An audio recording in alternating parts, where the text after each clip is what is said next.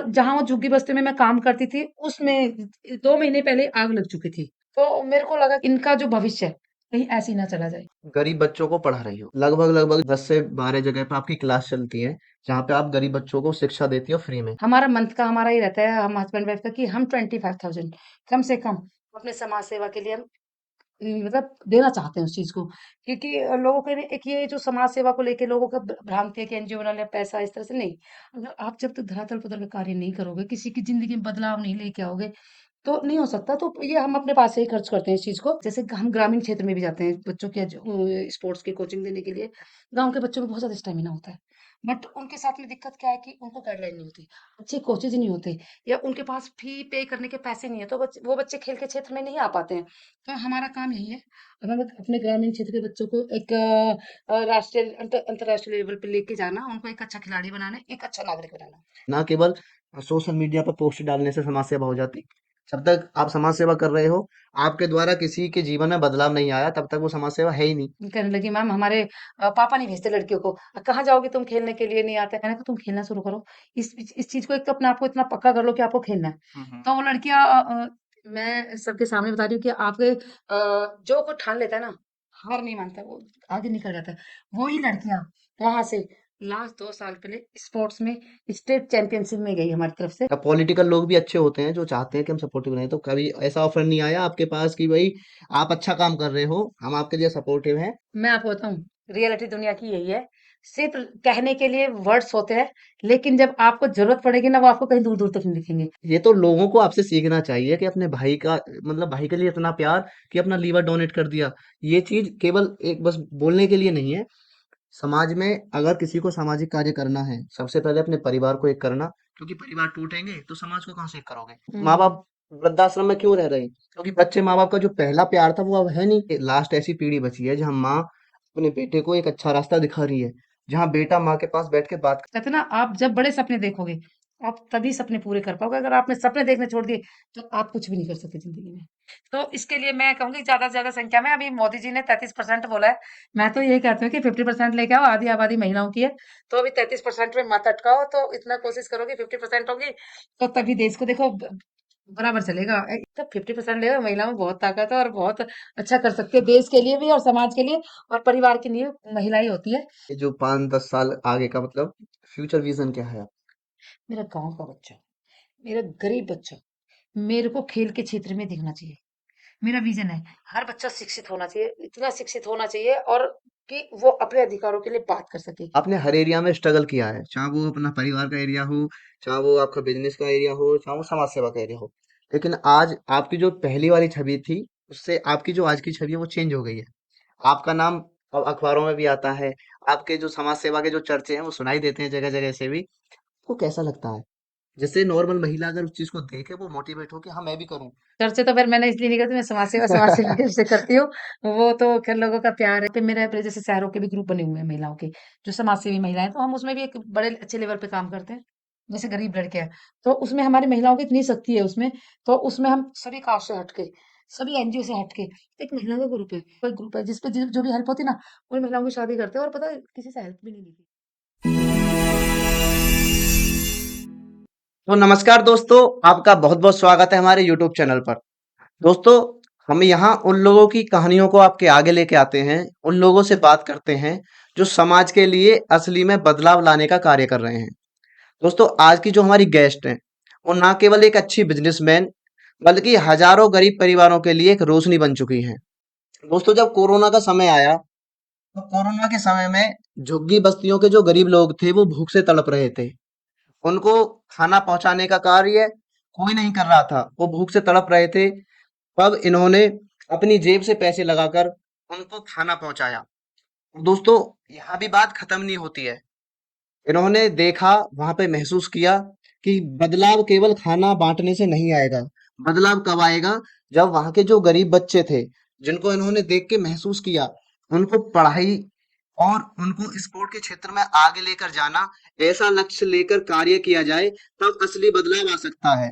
तो दोस्तों, इन्होंने जब ये महसूस किया और कार्य करना प्रारंभ किया, और इन्होंने जब धीरे धीरे अपने इस मिशन में काम किया, अपनी टीम का गठन करके, इन्होंने देखा कि महिलाएं और जो सामान्य वर्ग के लोग हैं, जो गरीब लोग हैं, उनके लिए रोजगार की व्यवस्था नहीं थी।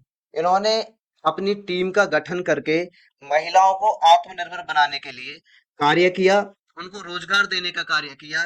इसी प्रकार जो इन्होंने समाज में बदलाव लाने का कार्य किया है वो बहुत ही सराहनीय है। तो दोस्तों, आइए जानते हैं इनके संघर्ष की, इनके सेवा की कहानी। स्वागत करते हैं रेखा बहन जी का। नमस्कार भैया। दीदी, जब आप कोरोना के समय पे झुग्गी बस्ती के गरीब लोगों को खाना वितरण कर रही थी, उनके पास खाना पहुंचा रही थी, आपका उस समय का क्या रिव्यू रहा? आपके दिमाग में उस समय क्या चल रहा था? क्या बातें आपके माइंड में उस समय आ रही थी? कोरोना में एक्चुअली जब कोरोना स्टार्ट हुआ तो लोग घर से बाहर नहीं निकल रहे थे, तो उनके पास खाने का बहुत बड़ा सबसे बड़ा तो खाने का ही था। और जहाँ वो झुग्गी बस्ती में मैं काम करती थी उसमें 2 महीने पहले आग लग चुकी थी उन झुग्गी बस्ती में। तो वहां पे जो उनके राशन कार्ड थे, जो भी डॉक्यूमेंट्स थे, वो सब जल चुके थे। तो हम जब खाना बांटने में गई तो मैंने उनसे बोला कि आप सरकार से मदद लें। उन्होंने कहा हम सरकार से कैसे मदद लें, हमारे तो आधार कार्ड के लिए बोलते कि अपना दो आपको वितरण। तो उसके बाद फिर मैं कंटिन्यू वहां जितनी भी मेरे से हेल्प हो पाई, उनका राशन का रहा या कपड़े का रहा, जो भी मतलब भगवान ने कृपा की, जैसे लाइक हमें एक जरिया बनाया उन तक पहुंचने के लिए, वो हमने किया। लेकिन वहां मैंने बच्चों को देखा ना, मेरे को बड़ा मतलब मेरे दिल को अच्छा नहीं लगा। जब मैं खाना खाना देने जाती थी तो बच्चे वो ऐसे छीना झपटी करते थे। तो मेरे को लगा कि हमें एजुकेशन की को बहुत ज्यादा आवश्यकता है कि इनका जो भविष्य है कहीं ऐसे ही ना चला जाए। फिर उसके बाद कोरोना में था कि भाई 10 लोग इकट्ठे नहीं बैठ सकते, ये नहीं कर सकते। अब मेरे को था कि मैंने को इन बच्चों को एजुकेशन करना है, इतना टाइम मैं बर्बाद नहीं कर सकती। और रही लाइफ की बात, लाइफ में देखा जाएगा जितनी जिसकी लाइफ लिखी है वो तो उतनी ही लिखी है। तो फिर मैंने क्या किया, मैं वहीं झुग्गी में जाती। मैंने सोशल मीडिया पे कुछ नहीं डाला अपना, किसी लोगों को पता ना लगे कि मेरे कंप्लेंट कर दे कि 10 लोग यहाँ इकट्ठे हैं, बच्चों को पढ़ा रहे हैं और बैन किया हुआ है सब कुछ। तो मैं वहां उनको पढ़ाने जाती थी, हफ्ते में मैंने कंटिन्यू उनको पढ़ाया भी, जितनी मदद करवाई। तो लगभग मेरे पास वो 100 150 के आसपास बच्चे थे। तो उनके लिए फिर हमने उनके वहाँ जाना, उनकी पढ़ाई करना, उनके कपड़े का जो भी ज़रूरतमंद सामान था, उनको वहाँ तक पहुँचाना। उसके बाद यही है कि आज वो बच्चे मतलब स्कूल जाते हैं, उनके लिए हमने फिर पेपर बनवाए, उनके स्कूल्स में एडमिशन दिलवाया। तो आज वो बच्चे हमें देखते-देखते आज वहाँ शिक्षा का एक बहुत बड़ा, आप विश्वास नहीं करोगे, 10 जगह क्लास चलती है और सब्जेक्ट वाइज़ चलते हैं। लोग हमसे मोटिवेट हुए। तो दीदी, कोरोना के समय पे जब प्रशासन ने चारों तरफ को बंद कर दिया था, कोई बाहर नहीं जा सकता, हुँ। उस समय पे आप और भी लोग थे, पॉलिटिकल लोग भी थे, तो आपके माइंड में ही क्यों आया कि भाई झुग्गी बस्ती के गरीब लोग भूखे तड़प रहे होंगे, मैं वहां पे जाऊं, प्रशासन से बच के जाऊं, उनको खाना वितरण करूं? मैं बताती हूँ, मैं जैसे समाज सेवा करती हूँ तो मोस्टली सभी जानते हैं। तो मेरे को ना अथॉरिटी की तरफ से मेरे को वॉलंटियर बनाया गया। एक मैं महिला थी, जिस तरह से कि महिलाओं की कमान थी, और मैं खुद जैसे मैं खुद ड्राइव करती तो उन्होंने कहा कि आपको नहीं कोई रोकेगा। तो मेरे उस पे लगा हुआ था तो मैं जाती थी। अब मेरी मर्जी थी, मैं जैसे मेरे को एक है जुनून कि मुझे सेवा करनी है, फिर मैं मतलब आ जाती हूँ सेवा करने के लिए। मैं बंधी नहीं उसमें। और घर में भी काफी चीजें थी, घर में मतलब मेरी बहन या मतलब घर के परिवार के लोग मेरे से बोलते थे कि भई तू जा रही है, तुझे अपने बच्चों को नहीं देखना है कि तेरे बच्चे हैं, लाइफ है, कोई नहीं पूछता इस समाज सेवा को। ज़िंदगी है तो कोई नहीं है, दिखावे की चीज़ है। देखो, अगर हम इंसान हैं, हम इंसानों के काम आना हमारी सबसे पहले ज़िम्मेदारी है, उस चीज़ से निकलना। और प्रशासन ने मेरे को इसमें सहयोग किया, क्योंकि जैसे मैं बाहर जाती तो वो मेरा घर पूरा क्या कहते हैं कि पूरा सैनिटाइज़ कराते थे आके, पूरा क कंटेनर-वंटेनर आके। मैं बाहर रहती थी, अपने बच्चों से भी और हस्बैंड से नहीं मिलती थी, जाके घर में कि खाना बनाना है। तो मतलब वो लोग अपना आप किया, उन्होंने मुझे बहुत सपोर्ट किया इस चीज़ के लिए। दीदी, जैसे समाज सेवी होना कठिन है, हम भी समझ सकते हैं इस बात को, बहुत हुँ। कठिनाई का काम है समाज सेवा करना। पर एक महिला के लिए ये तो बहुत और भी ज्यादा कठिन हो जाता है। दूसरा, अगर परिवार सपोर्ट नहीं करे तो ये तो पॉसिबल ही नहीं है कि महिला समाज सेवा कर सके। तो आपने क्या प्रॉब्लम्स को फेस किया, या आपके परिवार ने आपको सपोर्ट किया समाज सेवा के लिए? नहीं, मेरे भगवान की कृपा रही मेरे ऊपर कि मुझे कहीं से कोई कठिनाई नहीं, क्योंकि मेरा परिवार बहुत अच्छा है। मेरा स्पेशली मेरे हस्बैंड का मुझे बहुत सपोर्ट रहा। अगर मैं आज यहाँ तक पहुंची हूँ, मैं मतलब सेवा कर पाती हूँ, या भगवान का आशीर्वाद है, तो मेरा सबसे बड़ा कारण मेरे हस्बैंड का मेरा साथ है, उनका हमेशा साथ रहे हैं, चाहे कोई भी काम है। दीदी, आप गरीब बच्चों को पढ़ा रही हो, लगभग लगभग जैसे हमने आप रिसर्च किया है, 10 से 12 जगह पे आपकी क्लास चलती हैं, जहाँ पे आप गरीब बच्चों को शिक्षा देती हो फ्री में। और आप जो झुग्गी बस्ती के जो गरीब बच्चे हैं उनको अंतर्राष्ट्रीय स्तर पर खिलाने के लिए स्पोर्ट्स क्षेत्र में आगे लेके जा रही हो, तो उसके लिए आप मैनेज कहाँ से करती हो? क्योंकि देखो बिना पैसे के कुछ काम चलता नहीं है, तो आपकी फंडिंग कहाँ से होती है? आप कहाँ से मैनेज करती हो? मैं आपको बता दूं, मेरा जैसे मेरा वो है, एनजीओ बना हुआ है, बस वो पेपरों में बना हुआ है। मेरे एनजीओ का ना कोई अकाउंट है, ना मैंने आज तक किसी से कोई फंडिंग ली है। जो हमारी टीम है, मैंने कभी अपनी टीम को भी इस चीज के प्रेशराइज नहीं किया कि आप मुझे फंड करें। हमारा मंथ का हमारा ये रहता है, हम हस्बैंड वाइफ का, कि हम 25,000 कम से कम अपने समाज सेवा के लिए हम मतलब देना चाहते हैं उस चीज को। क्योंकि लोगों के एक ये जो समाज सेवा को लेके लोगों का भ्रांति है कि एनजीओ बना ले पैसा, इस तरह से नहीं। अगर आप जब तक धरातल पकड़ के कार्य नहीं करोगे, किसी की जिंदगी में बदलाव नहीं लेके आओगे, तो नहीं हो सकता। तो ये हम अपने पास से ही खर्च करते हैं इस चीज को। और कभी हमें इस चीज का नहीं लगा, हमारा है कि हमें समाज सेवा करनी है। हमने सीरियसली इस चीज को लिया हुआ है, स्पेशली हमारे खेल के क्षेत्र को लेके हमारा बहुत ज्यादा है।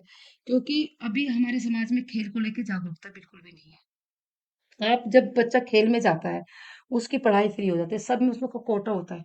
अभी इसके प्रति जागरूकता नहीं है। अब मैं बात करूँ उन बच्चों के लिए जो जरूरतमंद है, जैसे हम ग्रामीण क्षेत्र में भी जाते हैं बच्चों के स्पोर्ट्स की कोचिंग देने के लिए। गांव के बच्चों में बहुत ज्यादा स्टेमिना होता है, बट उनके साथ में दिक्कत क्या है कि उनको गाइडलाइन नहीं होती, अच्छे कोचेज नहीं होते, या उनके पास फी पे करने के पैसे नहीं है, तो वो बच्चे खेल के क्षेत्र में नहीं आ पाते हैं। तो हमारा काम यही है, अब हम अपने ग्रामीण क्षेत्र के बच्चों को एक राष्ट्रीय अंतर्राष्ट्रीय लेवल पे लेके जाना, उनको एक अच्छा खिलाड़ी बनाना, एक अच्छा नागरिक बनाना। अभी आपने बोला कि बदलाव आना चाहिए। आप अगर समाज सेवा कर रहे हो तो असली समाज सेवा वो है जिससे बदलाव आए, ना केवल सोशल मीडिया पर पोस्ट डालने से समाज सेवा हो जाती।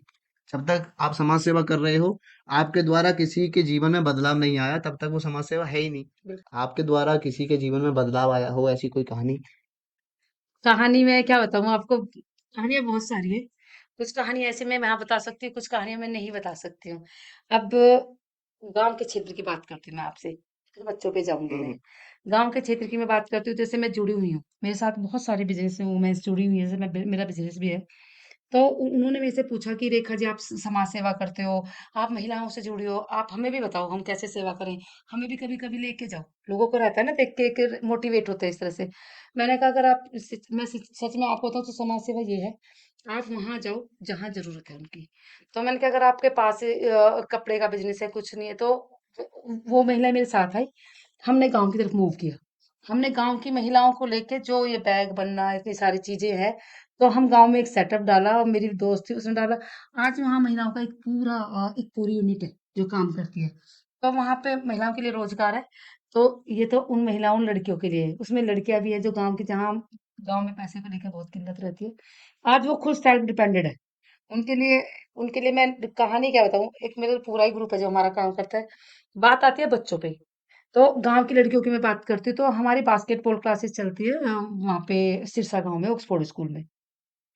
हमने वहाँ पे शुरू की, तो वहाँ पे जब हमने लड़कों के लिए कोचिंग सेंटर शुरू किया बास्केटबॉल का, तो वहाँ एक लड़की थी। हम्म। अ, तो वो आना चाहती थी। उसका नाम साधना है।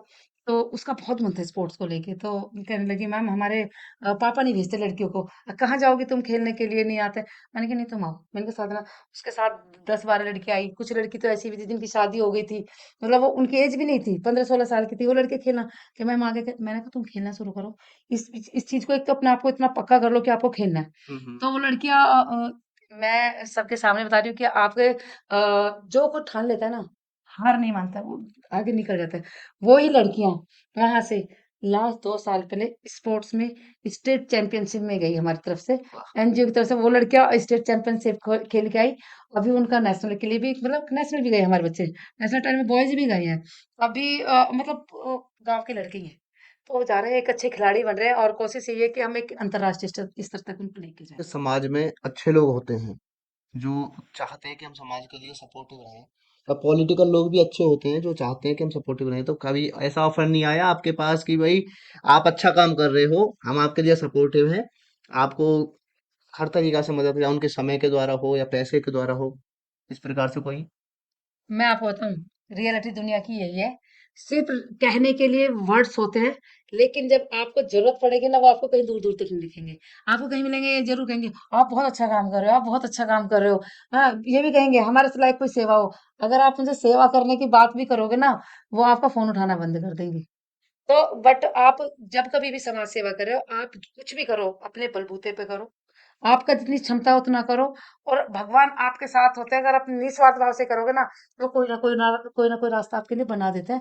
तो मेरे पास बोला बहुत ने, लेकिन किसी ने, मैंने भी नहीं मांगी। मैं कह दूं कि उन्होंने नहीं की मेरी हेल्प, मैंने कभी मांगा भी नहीं, मैंने बोला भी नहीं किसी से जाके, क्योंकि मेरा मतलब मेरे को अच्छा नहीं लगता कि मैं किसी से जाके बोलूं। हाँ, अगर समाज सेवा कर रहे हैं तो अपने हाँ, से करें जितना मतलब। मेरी क्षमता होती है हम्म। मैं उतना काम करती हूँ। बाकी मेरे को नहीं लगता कि मैं अपने ऊपर से होके, और मतलब अगर मैं किसी से बोलूँ कि आप मेरी हेल्प कर दो, तो कहाँ समाज सेवा रह गई। समाज सेवा आदमी अगर कर रहा है या कोई भी इंडिविजुअली कोई भी पर्सन समाज सेवा कर रहा है हम्म, तो लोग उसको जानना स्टार्ट कर देंगे। हम्म, क्योंकि एक जगह रह के तो समाज सेवा होती नहीं है, जगह जगह जाना पड़ता है, जगह जगह जाके अपना अच्छा काम करेंगे तो लोग हमें जानते भी हैं। तो लोग अगर समाज सेवा के द्वारा हमको जान गए, हमारी जो छवि है वो थोड़ी लोगों की नजरों में बढ़ गई, तो हमारे विरोधी बहुत उत्पन्न हो जाते हैं। तो ऐसा कोई आपके आगे केस आया हो जहाँ पे आपका विरोध या तो पॉलिटिकली मतलब लोग जो होते हैं उन्होंने किया हो, या फिर समाज के जो आपके लोग हो उन्होंने आपका विरोध करने का प्रयास किया हो? अभी तक मैं आपको बताऊं, पॉलिटिकल से तो लेकर मेरा वास्ता नहीं पड़ा है। हम्म। या मतलब आप ये कह लो कि मैं गई नहीं हूँ, ऐसे थोड़ा सा डिस्टेंस ही रखा है मैंने, क्योंकि आप फिर सेवा उस तरह से नहीं कर पाओगे। रीजन उसका ये रहा कि अगर आप पॉलिटिकल ज्वाइन करते हो, मेरा मेरा अपना मानना है, मैं सबका नहीं कह सकती, अपनी अपनी सोच विचारधारा है। तो मेरे को ये लगता है कि वो फिर आप जो एक अपने नाम से करना चाहते हो ना, आप उसे पार्टी के नाम पे ले जाओगे, फिर वहां बाउंड हो जाओगे। जो आप करना चाहते हो, एक आजाद पंछी की तरह आप उठ के सेवा करना चाहते हो, वो नहीं कर पाओगे आप। तो विरोधी की बात ये रही कि आपका विरोध वो लोग करते हैं जिनका नाम चमक रहा हो और उनका नाम कम हो रहा हो। हम्म। और मेरे साथ ना बहुत अच्छे, क्या बोलूं मैं, करोड़पति अरबपति लोग भी आए मेरे साथ में। और उन लोगों ने मतलब, जैसे नहीं कि धोखे नहीं होते, आपके साथ में धोखे होते हैं, बट हमने उनको इग्नोर किया। आप जब एक सच्ची राह पे चलते हो तो देखो, भगवान राम को भी नहीं छोड़ा यहाँ तो मैं तो एक ऐसी मतलब मिडिल क्लास की महिला हूँ। सिर्फ जितना भगवान ने दे रखी है मेरे को भाई सेवा करने का मौका, वो करती हूँ। तो मैं क्या चीज हूँ उस चीज के लिए, तो लोगों के कुछ भी बोलने से कुछ नहीं होता है। लेकिन क्या होता है, कुछ टाइम बाद धीरे धीरे जब असलियत होती है, अपना आप हो जाती है। तो मैंने कभी उसको मैंने किया ही नहीं, इग्नोर किया। मेरे लिए बोला गया कि हम तो इसको, कई बार मैं अपने पर्सनल बातें शेयर कर रही हूँ, नहीं करनी चाहिए, पर आपने क्वेश्चन किया तो मैं उसका जवाब दे रही हूँ आपको। मेरे से बोला गया, हमने तुमको 2 लाख डोनेशन दिए, हमने तुमको 4 लाख डोनेशन दिए। हम्म। अब किसी और से बोला, किसी ने मेरे से बोला, मैंने कहा भी कोई बहुत अच्छी बात है, दी है, पर उनको ये बोले कि मेरे जो साक्षात थी, हम्म। उन्होंने जो मेरे को प्रूव है, हम्म। या तो भी कहीं ना कहीं दी होगी ना। मैंने उनका, मैंने धन्यवाद बोलना है मुझे। भाई देखो, कोई इतना कर रहा है तो उसका धन्यवाद देना मेरा बनता है। तो मैंने भी उसे मजाक के तौर पे लिया, हाँ। बट वो लोग आज तक सामने नहीं आए। तो ये रहा। तो ऐसे विरोधी, तो ऐसे छोटी छोटी बाधाएं तो आती है, तो आपको उनसे कैसे निकलना है, ये आपका अपना आत्मविश्वास। आप निस्वार्थ भाव से कर रहे हो तो आप उससे बाहर निकल जाते निकल जाते हो। जैसे अभी आप समाज सेवा कर रहे हो, हो। तो ये जो एनवायरनमेंट है ये क्या पहले से परिवार में था या इंडिविजुअली या समाज में काम करते करते, या आपने जैसे शिक्षा प्राप्त की, नॉलेज आपको हुई उस हिसाब से आप इस एनवायरनमेंट में आई? नहीं, मैंने अपने माता-पिता को देखा। शुरू से मेरी माता एक बहुत अच्छी मेरे लिए, मतलब मेरे माता-पिता मेरे लिए प्रेरणा स्रोत है मेरे लिए। मैंने वहीं से सीखा, उनको भी ऐसे ही देखा मैंने। बचपन में हमने वही देखा, हमारी मम्मी भी थी ऐसी, अपने पैसे दूसरे लोगों पे खर्च कर देना। जो कोई भी किसी ज़रूरतमंद हो, वो हमारी मम्मी के पास खड़ा मिलता था। हमें तो, हम उस टाइम बच्चे थे, समझते नहीं थे। मैं कहा मम्मी आपके पास, तो मतलब वो चीज़ें हमने बचपन से देखी हैं सारी चीज़ें, या फाइनेंशियली रही हो या किसी का भी रहा, तो हमने अपने माता-पिता को देखा। मेरे पापा एक शिक्षक थे। तो उन्होंने हमेशा हमें ईमानदारी से रहना, और इतना मजबूत खड़ा होना, और अपने में एक आत्मविश्वास भर देने वाली, हमने उन्हीं से सीखी वो चीजें। तो ये कहानी आप समाज सेवा किताबों में पढ़ के नहीं सीख सकते, हम्म। ये आपके अंतर मन से, आपके संस्कार से, ये आप में आता है। काफी समय हो गया आपको काम करते करते, कितनी महिलाएं या कितने छोटे छोटे जो गरीब बच्चे हैं, कितने परिवार आपसे लगभग कितने जुड़ गए होंगे आपसे? कितने बताऊं मैं आपको, मैं बात करूं महिलाओं की, तो अगर आप महिलाओं की बात करते हो, उत्तर प्रदेश में ले लो, आप हमारे ग्रामीण क्षेत्र की महिलाओं को ले लो, आप राजस्थान में चले जाओ, एमपी में चले जाओ, दिल्ली में चले जाओ, तो बहुत सारी महिलाएं जुड़ी हुई हैं हमसे। और ये नहीं है कि जिसमें मतलब जिस बिरादरी से मैं करती हूँ कि मेरे साथ हुई, मेरे साथ समाज से भी महिलाएं हैं जो मतलब अलग अलग उससे आता है, जो अच्छे समाज सेवी हैं, तो वो सब जुड़ी हुई है मेरे से।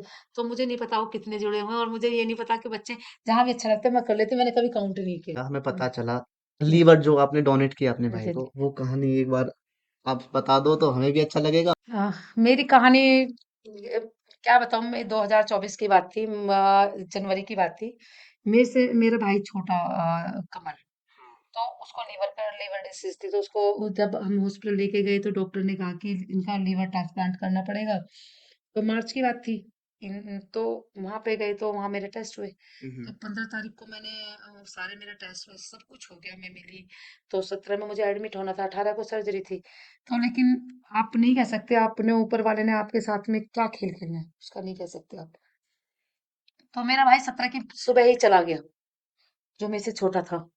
तो मतलब आप उस पेन को आप समझ नहीं सकते कितना पेन होता है, आप उस चीज को अंदर रखते हो, स्पेशली महिलाएं तो नहीं कर सकती यार। बट उसके कुछ दिन बाद ही हम लोग गांव चले गए। गांव से हम लोग वापिस आए, तो मेरे से मेरा बड़ा भाई है प्रदीप। अब उसको हर्निया की प्रॉब्लम थी, उसने वो जैसे एडमिट हुआ हॉस्पिटल में, तो उसका भी सेम केस हो गया है कि इनका ना लिवर ट्रांसप्लांट कराना पड़ेगा, इनका लिवर डैमेज है। तो मेरे भाई का फिर ऐसी के 10 दिन बाद ही मेरे को भाई एडमिट हुआ।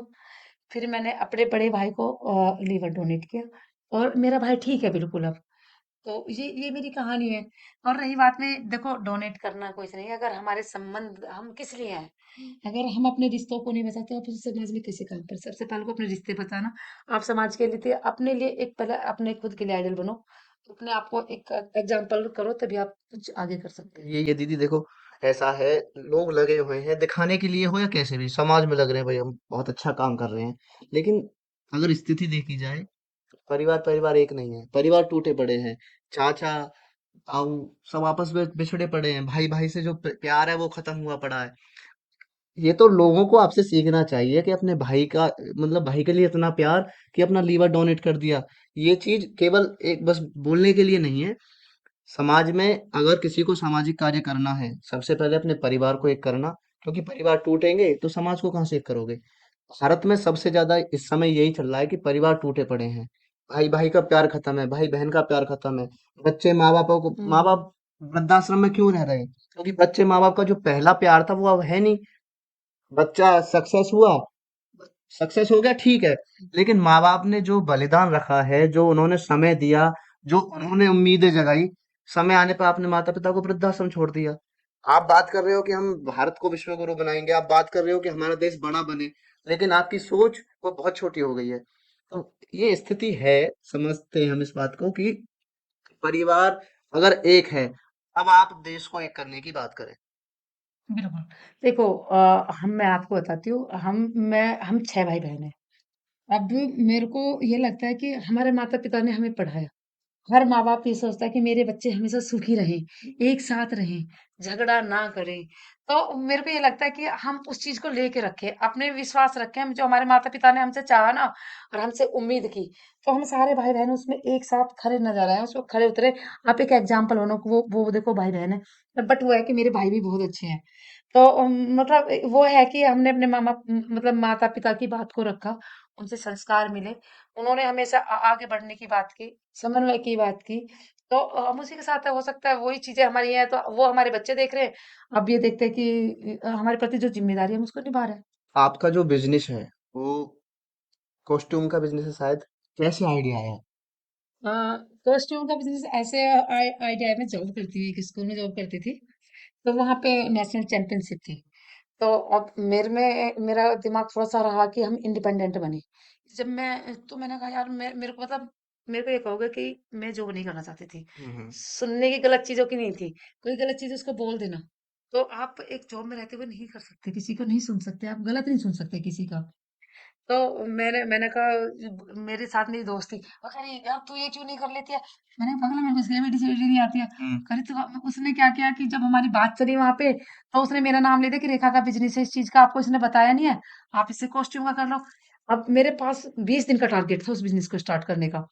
फिर बस मैंने वहां से उसको सर्च किया, गूगल से सर्च किया, कहाँ चीजें मिलती हैं कहाँ नहीं मिलती हैं। मेरा भाई है, छोटा भाई था जो चला गया, उससे मैंने बात की। मैंने कहा कमल ऐसे ऐसे क्या शुरू कर ले दोनों भाई बहन। हम्म। कह लगे तो कर ले मतलब सपोर्ट मेरा मेरा हम अपने दोनों भाई बहन करेंगे पार्टनरशिप में। तो हमने वहां से शुरू किया, 7 साल हो गए। तो आज ये है कि कम से कम 25 से 30 स्कूलों से हमारा टाई अप है। तो एनुअल डेज में सब कुछ एक बहुत अच्छा लेवल पे है। तो इंडिपेंडेंट हुए, और इसके साथ साथ मेरी कोशिश रहती है कि मैं दूसरों को लोगों को इस तरह से मोटिवेट करूँ। परिवार, समाज, बिजनेस, इन तीनों को मैनेज कैसे करती हो आप? देखो, मैनेज नहीं करेगा तो कोई परिवार को मैनेज नहीं कर सकता। हम्म। आपको अपने आप को इस तरह से करना है कि सारी चीजें मैनेज हो जाएं आपकी। देखो, परिवार होता है, परिवार की जिम्मेदारी सुबह निभाई मैंने, भाई स्कूल चले गए, जहाँ गए, हस्बैंड मेरे स्पोर्ट्स टीचर हैं, उनका कर देना, वो निकल जाना, बच्चों के लिए नाश्ता पानी, उसके बाद आता है मेरे काम का टाइम, अपने काम के ऑर्डर्स लिए वहां गई। उसके बाद समाज सेवा, जितना टाइम होता है समाज सेवा के लिए है मेरा फिर। तो मेरे को ज्यादा इधर अपना, जैसे लोग लड़कियों का होता है ना कि वहाँ किटी पार्टी ये वो, उनसे मैं दूर हूँ थोड़ा सा। तो जो मेरा टाइम होता है वो मेरा समाज सेवा के लिए जाता है। एजुकेटेड जो पर्सन है, जो समाज में अगर लोग अच्छे से पढ़ गए, अब वो क्या बोलते हैं कि भाई हमारे पास टाइम नहीं है। और जो लोग पढ़े नहीं वो समाज सेवा कर रहे हैं। नॉर्मली बता रहा हूँ मैं। हम्म। भाई किसी को नॉलेज होगी अच्छी, वो समझ सकता है, वो लोगों को अच्छे से समझा सकता है। बिल्कुल। उनके पास टाइम नहीं है। और जो नहीं पढ़ा वो किसी की हेल्प कर रहा है। तो ये बात क्या ठीक है कि भाई हमारे पास समय नहीं है, हम इन चीजों में टाइम नहीं दे सकते? क्या समय अगर चाहते हैं तो निकल जाता है? देखो मैं बताती हूँ, अभी मेंटेलिटी, मैं आपको मैं सेवा करने का मेरा पर्पस वो है कि सेवा वहां कहाँ करो जहाँ पे जरूरत है। अभी मैं देखती हूँ शहरों में, देखो आप, अगर मैं जिस शहर में मैं रह रही हूँ वहां पे गरीबी नहीं है इतनी, जो अगर एक काम वाली भी है ना, घर में आपके झाड़ू पोछा करते हो, महीने के 17-18 हजार रुपए कमाती है। अगर हम दिखावे के लिए सोशल मीडिया पे जाके उनको बोले कि भाई हम इनकी हमने हेल्प की, हेल्प करने के लिए आपके पास झुकी बस्ती में जाइए, उन बच्चों को शिक्षित कीजिए, गांव के क्षेत्र में जाइए, मैन सेवा वो है। वहाँ पे महिलाओं की स्थिति ये होती है कि वो पढ़ी लिखी होके भी होती भी है ना, या उनके साथ कुछ ट्रेजेडी हो गई, वो बाहर नहीं निकल सकती। हम्म। उनके पास रोजगार का कुछ भी साधन नहीं है। वो बाहर कैसे करेंगे? उनके पास मतलब उनके साथ बहुत सारी कंडीशंस है, वो बाहर आके काम नहीं कर सकती। तो वहाँ का माहौल इस तरह का, तो भाई ज्यादा बाहर निकल रहे हैं, अच्छा ये बाहर जा रही है, तो बहुत सारी चीजें हैं। तो मेरा ये रहता है कि आप गाँव में जाओ, उन महिलाओं के लिए काम करो जिनको जरूरत है। तो अब जैसे कि मैं देखती हूँ गाँव के जो एजुकेटेड लोग हैं, जो अच्छी पोस्ट पे पहुंच गए हैं, जैसे मैं उनसे बोलती भी हूँ कितनी बार कि हम कोचिंग शुरू करें, जैसे ISPCS की हमारा चलता है एक सेंटर, बिलासपुर में चलता है, तो हम उस गाँव के बच्चे, जो अच्छे बच्चे हैं, PCS में या कहीं भी निकलना चाहते हैं, उसकी फ्री ऑफ कॉस्ट कोचिंग देते हैं उसके लिए भी। जो बच्चे वहां तक मुखर्जी नगर तक नहीं जा सकते, तो हमारा एक सेंटर वहां भी चलता है उन बच्चों के लिए। तो उनसे मैंने बात की, मैंने कि भाई गाँव में रहते हो, आप गाँव में आते हो, तो अपने जिस गाँव से आप निकले हो, जिस गाँव ने आपको एक अधिकारी बनाया या किसी अच्छे लेवल पे गई, तो आपकी जिम्मेदारी बनता है कि जिस गाँव गाँव ने आपको इतना कुछ दिया, तो उस गाँव को आपको लौटाओ। आपकी जिम्मेदारी बनती है। बट वो लोग क्या कहते हैं, अरे गाँव से तो हम कैसे निकले, हम फिर वापस गाँव पहुंचे।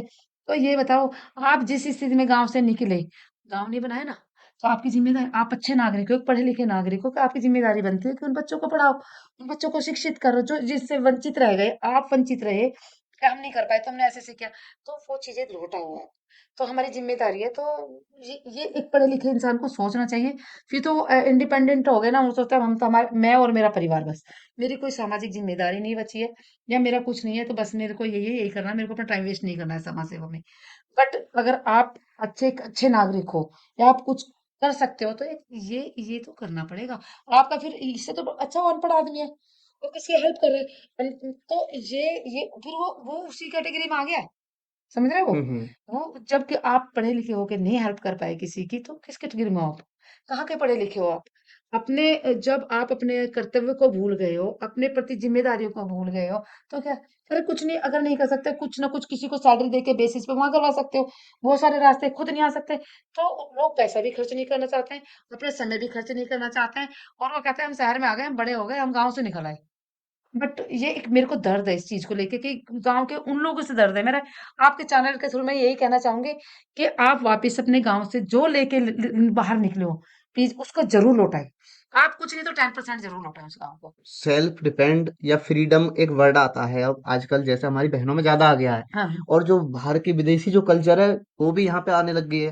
तो एक तो आपका हो गया सेल्फ डिपेंड, और एक दूसरा वाला सेल्फ डिपेंड, हम्म। एक आपकी होगी फ्रीडम, एक दूसरी। तो उसको कैसे आप मतलब दोनों को कैसे जोड़ते हो? आप वर्क कर रहे हो समाज के लिए, आप सेल्फ डिपेंड हो, आपका अपना व्यापार है, आप अच्छा कमा रहे हो, कमा के उसे समाज के लिए और धर्म के कामों में लगा रहे हो, और आप बहुत सारी महिलाओं की आइडल भी हो।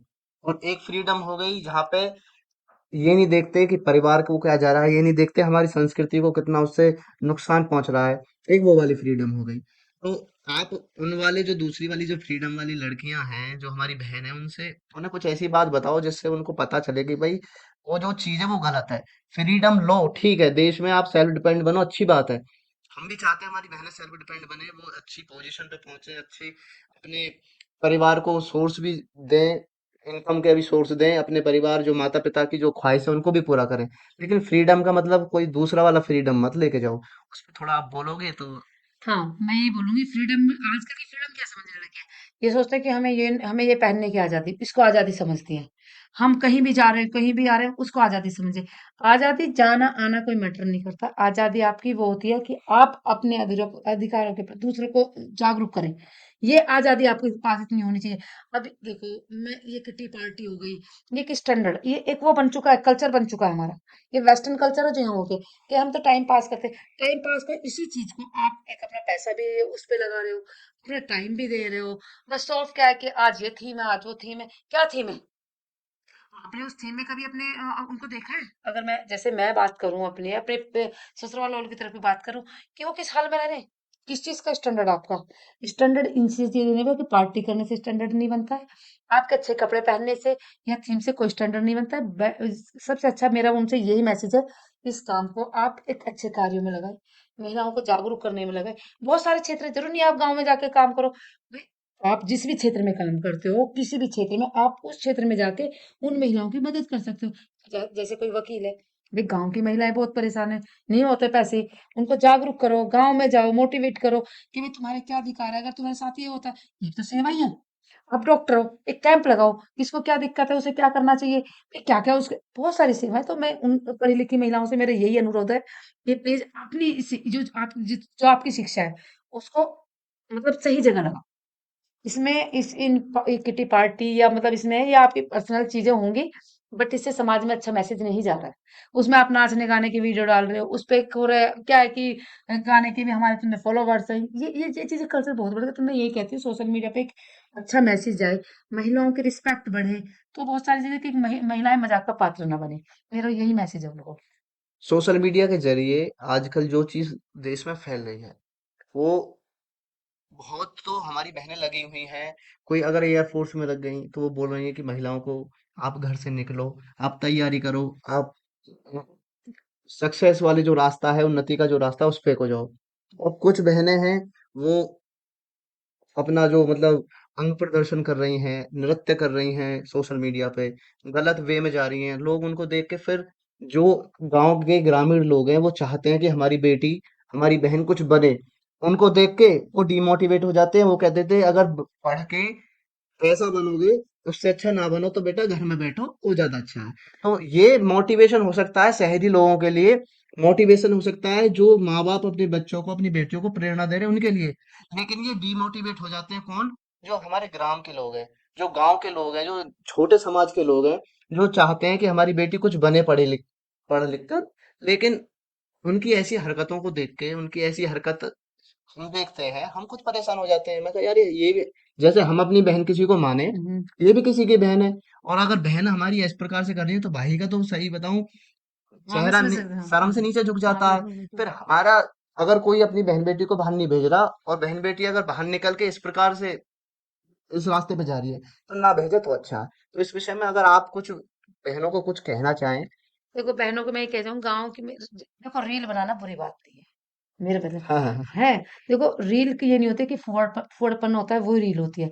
अब हम भी डालते हैं इंस्टाग्राम पे, मेरा भी अपना है, पर उसमें क्या होता है, एक मैसेज होता है हमारा उससे, उसमें हमारी समाज सेवा होती है। अब हम गांव की बात करें, गांव में मुझे नहीं लगता कि कभी गांव में किसी मतलब हम मेरे गांव के पुरुष ने किसी ने ये कहा कि आप इसके साथ मत जाओ। सभी कहते हैं अच्छा उनके पास आ रहे हो, तो आंख बंद करके विश्वास करके जब बोले तब सब लोग खड़े होते हैं। वहां पे एक विश्वास है। डिपेंड करता है कि आपकी छवि क्या है, छवि पे डिपेंड करती है। आप ये सही गलत में यही है कि उनसे मोटिवेट ना हो। मैं बताती हूँ, लेकिन गांव में ये कल्चर अभी पहुंचा नहीं है, और जो कर भी रहे हैं तो उनको चोरी छिपे है, तो वो अपने भाई को इनको लेकिन मैं उनको जाके बताती हूँ कि इसमें कुछ भी नहीं है। अपनी एक अच्छी वो रिस्पेक्टेड लाइफ जियो। इसमें सर तो मतलब मेरे को लगता है कि कभी मेरी तरफ ऐसा सुनने को नहीं आया, या मेरी आज तक मेरी इतनी सारी रील्स है, मेरे अपने पेज भी है, फेसबुक पेज भी है, तो काफी फॉलोवर्स है मेरे, उसमें भी 15 20 20 हजार लोग हैं। बट आज तक मेरी पोस्ट पे आज तक कोई नेगेटिव है ही नहीं, कोई भी किसी ने कमेंट किया आज तक नहीं किया। तो सब लोग कहते हैं हमारे उसको कमेंट होगा, मैंने कहा नहीं, डिपेंड करता है कि आप जो रील बना रहे हो, आपका कंटेंट। आपके कंटेंट क्या है, आपका क्या है, तो लोग देखते हैं, समझदार लोग हैं, तो आपको एप्रिशिएट भी करते हैं और इस तरह से बचाते हैं। तो बस मेरा यही कि बहनों से कि फुर्तीपन बंद करो और जो आने वाली पीढ़ी है उसको अच्छे कार्य के लिए इनके लिए मोटिवेट करें। ये लास्ट पीढ़ी, मैं तो देखो जैसा देखता हूँ, ये लास्ट ऐसी पीढ़ी बची है जहाँ माँ अपने बेटे को एक अच्छा रास्ता दिखा रही है, जहाँ बेटा माँ के पास बैठ के बात कर रहा है। और बहुत देखा जाता है, ये नहीं सब, पर कुछ मात्रा में ऐसी बहनें भी हैं जो अपना 100 में से 80% टाइम अपने फोन में सोशल मीडिया पे वेस्ट कर रही हैं। 20% जो टाइम फैमिली के लिए देना चाहिए वो फ्रेंड्स को पहुंच जाता है, तो फैमिली जीरो हो गई। और फैमिली को संस्कार कहाँ से मिलेंगे जब आप टाइम ही नहीं दे रही हो? बिल्कुल। तो ये हमारे जो संस्कृति में ये बहुत नुकसानदायक साबित होगा आगे जाके। जी, आपके समय में इतना समय आपको समाज सेवा करते हो गया, आप अपना परिवार भी संभाल रही हो, बिजनेस भी संभाल रही हो, कोई ऐसा मोमेंट आया जब ये लगा कि भाई सब कुछ छोड़ दो, मेरे से नहीं होने का, मैं रह के अपने घर पे? कभी ऐसा कोई मोमेंट आया आपकी लाइफ में? नहीं, मेरी लाइफ में कभी नहीं आया ऐसे। हाँ, आना क्या है, आपको हार नहीं माननी है, कभी भी किसी चीज से हार नहीं माननी है। आती है चीजों को, जिंदगी अगर ऊपर नीचे नहीं होगी तो जिंदगी से कैसे सीखोगे आप? हम्म। इसका मतलब थोड़ी क्या कि आपके में इतना इतना उतार चढ़ाव आया और आप उससे हार मान गए। तो ये तो आपका आपको इतना स्ट्रांग होना चाहिए मन से कि देखा जाएगा। जिंदगी के आखिरी सांस तक लड़ो इससे। क्या क्या होगा देखो, जिंदगी में क्या होता है, लोग डरते हैं मरने से। एक एग्जांपल बता रही हूँ आपको। मरना हमें तब भी है एक दिन, बट उससे लड़के मरो। हम्म। उसे ऐसे नहीं छोड़ देना कि हम तो बस कर ले भाई, हम छोड़ दिया हमने, अब तो मरने वाली है।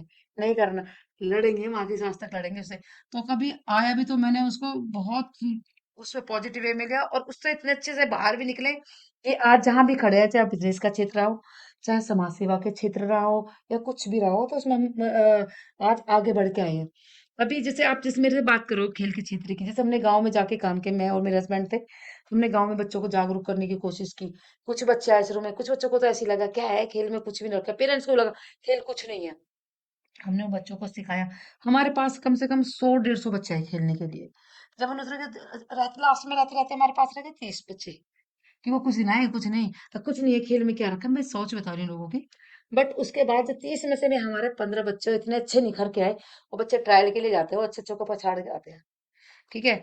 अभी हमारी जल्दी कोशिश है कि हम एक अंतर्राष्ट्रीय लेवल पे हमारा अपना है कि करने की प्रतियोगिता करने की है, शायद उसको सिक्किम में। और लेकिन हमारा ये होता है कि जो ये सारे केंद्रीय मंत्री होते हैं सारे, हमारा वो हुआ जैसे कि आप अवार्ड सेरेमनी हुई सारी चीजें, तो हम उनको अभी मीटिंग भी कर रहे हैं उस चीज को। तो हमारा मतलब ये है कि अंतर्राष्ट्रीय लेवल पे हम उन बच्चों को लेके जाए जो भी इनको जरूरत है, क्योंकि पैसे वाले लोगों के पास बहुत सारी चीजें हैं, उनको रास्ते हैं, पर उन जरूरत उन बच्चों को ले जाने की है कि वहां पे लेके। तो हमारी कोशिश है जल्दी हम आपको दिखेंगे नेशनल टीवीज पे भी और सब पे भी दिखेंगे, और हमारे गांव के बच्चों की टीम भी दिखेगी। तो अभी हम इसको यहाँ से करने के बाद इसको हम इधर पूरा क्षेत्र में, बास्केटबॉल हो गया, फुटबॉल हो गया, इस क्षेत्र में हम लेके आ रहे हैं। तो इसका सबसे पहले हमें जागरूक करना पड़ेगा इस चीज को लेके, तो ये हो जाएगी। हार नहीं माननी, मतलब बस आपको ये है कि आपने चीजें छोटे शुरू की ना, आप बड़े तक तभी पहुंचोगे। जब कहते हैं ना, आप जब बड़े सपने देखोगे आप तभी सपने पूरे कर पाओगे। अगर आपने सपने देखने छोड़ दिए तो आप कुछ भी नहीं कर सकते जिंदगी में। भारतीय संस्कृति इतनी श्रेष्ठ संस्कृति है। अभी आपने जैसे बोला कि अपने देश को बचाने के लिए माँ पन्ना दाई ने अपने बेटे का बलिदान दे दिया। अपने पति से इतना प्रेम कि समय अगर ऐसा लगा कि कोई अदर पर्सन हमें आके टच ना करे, इसलिए हजारों की संख्या में हमारी जो माता बहन थी वो जलती हुई आग में जौहर किया उन्होंने। ऐसे मतलब बहुत ऐसे उदाहरण हैं, कितने बताएं। महिलाओं को लेके बहुत सारे। महिलाओं को लेके, समाज को लेके, इस भारतीय संस्कृति को जो श्रेष्ठ बोल दिया जाता है, ये केवल इसलिए श्रेष्ठ नहीं है कि सबसे पुरानी प्राचीन संस्कृति है, ये इसलिए श्रेष्ठ है कि यहाँ के जो संस्कार है, यहाँ के जो गुण है वो हर किसी में नहीं होते। लेकिन अब ये जो भारतीय संस्कृति डाउनफॉल में जा रही है, इसके रीजंस क्या क्या है आपके नजरिए से? मेरे नजरिए से एक तो यह है कि जो सोशल मीडिया पे जो ये फूहड़तापन आई है, इसका सबसे बड़ा एक शो ऑफ, एक मतलब शो ऑफ में इसका रीजन ये है कि एक अपने सम्मान, एक घर में संस्कार, इनके बहुत सारे रीजंस हैं। आप घर में ही चले जाइए, अपने घर में हो या मतलब पड़ोस में भी देखते होंगे आसपास, कि वहाँ घर से ऐसे परिवार से संस्कार मिलते हैं, लड़कियों के आते हैं कि ससुराल में आके बदतमीजियां, हमें जो पहनना है वो पहना दे, तो वो धीरे धीरे बढ़ती है चीजें। तो हमारा इसका बहुत बड़ा रोल है कि संस्कार सबसे मेन है हमारे घर में, कि हम संस्कार दिए जाए उनको। अपने जो हमारे रीति रिवाज है उनके बारे में बताया जाए। जैसे कि मैं बात करूं अपने संस्कारों की बात पे आ जाए, जैसे हम समाज सेवा करती हूँ मैं, तो अभी कुछ दिन पहले 2 साल पहले की बात है, 3 साल पहले की, तो ज ज मेरे ससुराल है, उसमें कभी अब कभी रहते वहाँ पे वो नहीं, भागवत नहीं हुई। हम्म। तो मेरा बड़ा हुआ मैंने भागवत नहीं थे, एक बार किसी ने घर में कराई थी, वो पूरी नहीं हुई। हम्म। मैंने कहा हम भई इस चीज़ को हम शुरू करेंगे हम्म। वापस। तो ठाना मैंने, पूरे गाँव में 40 साल बाद भागवत कथा हुई। हम्म। हमने गाँव में मंदिर पे कराई वो, हम्म। और महिलाओं द्वारा इतना बढ़िया रहा कि उसके बाद एक ऐसे कि अब हर 6 महीने में वहाँ कुछ न कुछ सांस्कृतिक प्रोग्राम होते हैं। जैसे हमारा ये इन इनसे लड़कियां कटने लगी। अब देखो तीज महोत्सव की बात करो आप। तीज महोत्सव इतना मॉडर्न हो गया, उसमें क्या है कि अच्छे कपड़े पहनने दिखाना है उसमें। लेकिन आप ये बताइए तीज आप किसको कहते हो? हरियाली तीज जो सावन में आती है, तो उसका क्या था मतलब? ये था कि गांव की स्त्रियां इकट्ठी होती थी, वो एक साथ शाम को जाना, घर में पकवान बनना। उसका महत्व था कि शिव शिव और पार्वती की शादी को लेके वो माहौल होता था। अब उन्हें ये तो पता है कि ये तीज का प्रोग्राम है, उनके पीछे की ना तो उन्हें कहानी पता है, इसको कैसे मनाते हैं ना वो पता है। तो हम गाँव में वही चीज़ें हमने शुरू किया फिर से, वही झूले, वही तीज हम वापस लेके आए, और अब पूरे गाँव की लड़कियाँ, पूरे गाँव की महिलाएँ उस चीज़ को दोबारा हमने इस गाँव में जागरूक किया है। तो पूरी जाग गई। तो इसके लिए जगाने का काम करना पड़ेगा हमें। अपने त्योहार हैं, हमारे रीति-रिवाज हैं, उन्हें लड़कियों को बताने पड़ेंगे। उनको तो अब सबको पता है। जाइए गाँव में, एक चाहता है हज़ारों में महिलाएँ आती हैं, अब खेलती हैं, पूरा दूसरा गाँव भी वो हमसे मोटिवेट हो रहा है। वो हम में से खुद कहते हैं कि आप अब की बार ना हमारे गाँव में रखो ये हम्म। तीज की थीम। हम क्या करते हैं कि अब की बार कहीं रख दी, अब की बार कहीं रखते हैं, हमें प्रॉपर एक ही गाँव में नहीं रखते हैं। हम्म। तो मेरे से दूसरे गाँव की महिला कहेगी कि बहन जी आप उस गाँव में की, अब की बार हमारे गाँव में करना। हम्म। तो हमारा उद्देश्य यही है इस चीज को लेके कि इनके अपने जैसे हमारे संस्कृति है, हमारी परंपराएं है, रीति रिवाज है, उसको एक उसी वापस लेके आए जरूरत है। अभी महिलाएं पॉलिटिकल जो एरिया है उसमें भी अपना बढ़ चढ़ के भाग लेना प्रारंभ कर दिया है और अब पहुंच भी गई हैं। जो हमारी महामहिम राष्ट्रपति हैं द्रौपदी मुर्मू जी, और अभी राजधानी की जो नई मुख्यमंत्री बनी है रेखा गुप्ता जी, तो पॉलिटिकल एरिया में महिला अपना अच्छा पोजीशन उन्होंने पा लिया है। तो आप क्या मतलब वो करना चाहोगी राष्ट्रपति से भी और क्या नाम है दिल्ली के मुख्यमंत्री से भी कुछ निवेदन करना चाहो कि महिलाओं के लिए ये चीज करनी चाहिए? आपकी मतलब नॉलेज के अनुसार आप बताएं उनको कि ये चीज करोगे तो और ज्यादा अच्छा रहेगा महिलाओं के लिए। पहले तो जो दिल्ली की सीएम बनी है उनको बहुत बहुत बधाई, और बहुत अच्छी बात है कि महिलाओं के लिए आके कि महिलाएं मोटिवेट होंगी इस चीज से। बस मेरा अनुरोध यही है उनसे कि आप महिलाओं के लिए आवाज उठाए।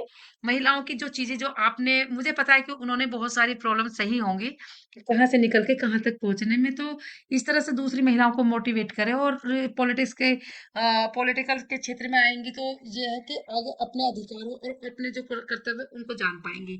तो इसके लिए मैं कहूँगी ज़्यादा से ज़्यादा संख्या में, अभी मोदी जी ने 33% बोला है। मैं तो ये कहती हूँ कि 50% लेके आओ, आधी आबादी महिलाओं की है। तो अभी 33% में मत अटकाओ, तो इतना कोशिश करो कि 50% होगी, तो तभी देश को देखो बराबर चलेगा। अभी 33% में मैं इससे हैप्पी नहीं हूँ, मतलब एक महिलाओं को लेके कि 33%। तो मैं कहीं ना कहीं मुझे चीजें अच्छी नहीं लगी सुन के भी। तो 50% ले, महिलाओं में बहुत ताकत है और बहुत अच्छा कर सकती है देश के लिए भी और समाज के लिए। और परिवार की नींव महिला ही होती है। पुरुष भी होते हैं, मैं ये नहीं कहती पुरुष भी होते हैं, बट जो स्टार्टिंग होती है पहली अध्यापिका माँ होती है। पहले परिवार, समाज और देश। तो इसमें आप देश की महिलाओं को जो पॉलिटिक्स में उनमें आगे बढ़ाने का काम करें, उनको मोटिवेट करें और कोशिश करें कि 50% तो जरूर कर दें महिलाओं को इसमें करके। फ्यूचर विजन क्या है? मैं बताऊं आपको, मेरा फ्यूचर विजन ये है, मेरा गांव का बच्चा, मेरा गरीब बच्चा मेरे को खेल के क्षेत्र में दिखना चाहिए। मेरा विजन है हर बच्चा शिक्षित होना चाहिए, इतना शिक्षित होना चाहिए और कि वो अपने अधिकारों के लिए बात कर सके। मैं तो जैसे झुग्गी बस्ती में देखती हूँ मांगना शुरू कर देंगे इस तरह से। वो चीजें मतलब मेरा ये कि इतना शिक्षित हो, उसको ये चीजें इन चीजों से बाहर आए, उसका एक भविष्य तैयार हो। गांव के बच्चों को मेरे है कि मेरा हर गांव से कम 2 बच्चे तो मेरे इंटरनेशनल पे दिखने चाहिए। मेरा यही है कि मैं आगे इनको ले जाके, मेरा प्लान यही है कि एक खेल का क्षेत्र खड़ा होना चाहिए। खेल के क्षेत्र में काम नहीं कर रहे लोग, क्योंकि पढ़ाई में इसमें देने से एक खाना खिला देना, मैं बोल दूंगा खाना खिला दिया, ये समाज सेवा हो गई। समाज सेवा का मतलब ये है कि जिस क्षेत्र में काम नहीं हो रहा है, हम उस क्षेत्र में जाएं, उसमें हम काम करें। अब बात करो, जैसे मेरे हस्बैंड है वो बास्केटबॉल कोच है, नेशनल रेफरी है। तो अब उनके पास टैलेंट है। हम्म। तो हमारा एक कोशिश ये है कि इसमें हमें तो पेन होता है जब हम कहीं जाते हैं ना, तो गांव के बच्चे नहीं मिलते। तो हमारा विजन यही है कि हम गांव के बच्चों को खेल के क्षेत्र में ले जाए और अंतरराष्ट्रीय स्तर पे दिखे, उनका टीम दिखे, एक मतलब समझते ना, एक अलग ही जुनून होना चाहिए। कोई परमानेंट कोई टारगेट ले रखा आपने कि हमें ये करना है, उसको मतलब कोई एम या मिशन बना रखा हो कि इस मिशन पे वर्क करना है अभी कुछ टाइम में और उसे उसमें सक्सेस होना है? देखो, मेरा मिशन शिक्षा को लेके भी है, पर मेरा मेन जो मेरे मेरे दो विजन है, मेरे आपको बताती हूँ। एक तो सबके मेरे दो हैं। मेरा एक गांव की महिलाओं को सशक्त करना, और एक जो एक गांव के बच्चे जो हैं, वो अगर शिक्षा के क्षेत्र में जा रहे हैं, तो हम लोग जैसे हमारा अपना कोचिंग सेंटर चलता है, पीसीएस का चलता है वहाँ पे, उसका उसमें वहाँ उस क्षेत्र में जाए, जो पढ़ाई के क्षेत्र में जाना चाहते हैं वहाँ जाएं, और जो बच्चे नहीं कर सकते, जो एवरेज बच्चे स्पोर्ट्स के क्षेत्र में जानते हैं, उन बच्चों को वहां लेके जाना है। मेरा ये विजन है कि मतलब कुछ करके जाए, अपने गांव का नाम रोशन करे, देश का नाम रोशन करे। तो मेरा यही है कि मैं यहाँ तक सफल हो जाऊं। आपने हर एरिया में स्ट्रगल किया है, चाहे वो अपना परिवार का एरिया हो, चाहे वो आपका बिजनेस का एरिया हो, चाहे वो समाज सेवा का एरिया हो। लेकिन आज आपकी जो पहली वाली छवि थी, उससे आपकी जो आज की छवि है वो चेंज हो गई है। आपका नाम अब अखबारों में भी आता है, आपके जो समाज सेवा के जो चर्चे हैं वो सुनाई देते हैं जगह जगह से भी। तो कैसा लगता है? जिससे नॉर्मल महिला अगर उस चीज को देखे वो मोटिवेट हो कि हाँ मैं भी करूँ इस प्रकार से। देखो, चर्चा तो फिर मैंने इसलिए नहीं करती, मैं समाज सेवा कैसे से करती हूँ। वो तो खैर लोगों का प्यार है, किस तरह से करते हैं, तो महिलाएं हैं जो इस तरह से आगे आई हैं। और जैसे मेरा अपना ये नहीं है कि यहाँ पे मेरे अपने जैसे शहरों के भी ग्रुप बने हुए हैं महिलाओं के, जो समाज सेवी महिलाएं, तो हम उसमें भी एक बड़े अच्छे लेवल पे काम करते हैं। जैसे गरीब लड़के हैं, तो उसमें हमारी महिलाओं की इतनी शक्ति है उसमें, तो उसमें हम सभी कास्ट से हटके, सभी एनजीओ से हटके एक महिला का ग्रुप है। हम क्या करते हैं कि पूरे साल भर का है इस तरह से, तो उसमें सारी महिलाओं का एक ग्रुप है, जिसपे जो भी हेल्प होती है ना, उन महिलाओं की शादी करते हैं, और पता है किसी से हेल्प भी नहीं लेती है। अभी ग्रेट नोएडा में शादी हुई थी, तो कभी 21, कभी 11, वो महिलाओं का ही ग्रुप है। समझ रहे हो आप? तो शक्ति बहुत है महिलाओं में इस तरह की, तो मोटिवेट होती है महिलाएं। अब गांव की महिलाएं मोटिवेट है, अब मैं इनसे भी कहती हूँ भाई ये बहुत हो गया शहर में, अब गांव की तरफ चलो, गांव में बहुत गरीबी है, और गांव के लोग शर्म की वजह से नहीं बता पाते हैं कि हमें शादी के लिए पैसे चाहिए, तो ये हमें अब गांव की तरफ रुख करना पड़ेगा इस चीज के लिए। तो अब हमारी जो नेक्स्ट मुहिम है हमारे गांव की तरफ जाने की है, कि गांव में इंसल्ट फील करते हैं लोग, मैं से बताती हूँ इस चीज को लेके, कि हम वहां जाएंगे ऐसे करेंगे, तो हमारी कोशिश अभी नेक्स्ट ये है कि गांव में जो गरीब लड़की है उनको शिक्षा के लिए, और उनका जो एक शादी का जो सबसे बड़ा रहता है कि कहाँ से करेंगे, तो उसको लेकर हमारा यही है कि आगे प्लान कि हम उन लड़कियों की शादी, जिससे माता पिता पे बर्डन ना हो, इस तरह का हमारा आगे का प्लान है। ने ना एक क्वेश्चन परमानेंटली अपने जो हर एपिसोड में हम रखते हैं उससे ऐसा है कि हम पूछते हैं और जब बताते हैं ना हमारे जो गेस्ट आए हुए हैं तो ऐसा है समाज को या जो हमारी ऑडियंस है उनको धीरे धीरे करके कुछ भी नहीं है वो पढ़ भी ना रहे हमारा वीडियो देख रहे हैं तो भी उनको एक ना एक क्रांतिकारी एक ना एक बलिदानी जो हमारे रहे हैं हमारे पुरखे जो रहे हैं उनका नाम याद हो जाता है तो हमारा क्वेश्चन है हर किसी के जीवन का एक आइडियल होता है जिसके चरित्र को देख के, जिसके कार्य को देख के हम मोटिवेट होते हैं कि हमको इसकी तरह बनना है। तो आपके जीवन का कौन सा ऐसा आइडल रहा है जिसको देख के आपने सोचा कि भाई सब छोड़ो मुझे इसकी तरह बनना है, अपने जीवन को इसकी तरह बनाना है। देखो, अगर आइडल की बात करते तो मैं पन्ना धान मेरी आइडल है। उनका बलिदान मुझे तो मेरे को मैं मतलब श्रेष्ठ है, अगर मेरे एनजीओ के तो मेरे वो उन पे ही है। और मुझे बनना है, मुझे अपनी तरह बनना है, मुझे किसी और की तरह नहीं बनना है। मुझे अपनी तरह बनना है और मुझे आगे बढ़ना है, मुझे सबसे अलग हटके बनना है, हम्म, हम्म, मुझे कुछ अलग करना है। तो आपके जैसे तो कोई बन चुका है, तो आप उसकी तरह क्यों बन रहे हो? वो तो बन गए। हम्म। आपको अलग बनना है, आपको देख के और लोगों को बनना है।